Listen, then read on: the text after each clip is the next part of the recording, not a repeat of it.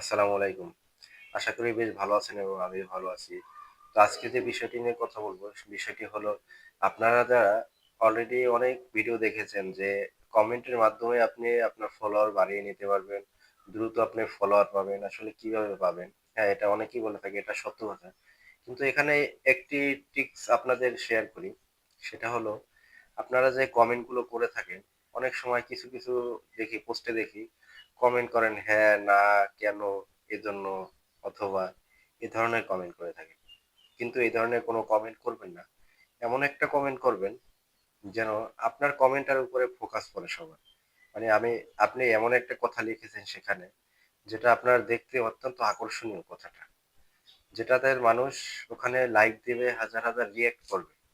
তো অনেক কমেন্ট আপনারা দেখেছেন যে অনেক রিঅ্যাক্ট করে, অনেক যেখানে রিঅ্যাক্ট বেশি করে ওখান থেকে ফলোয়ারও আসে।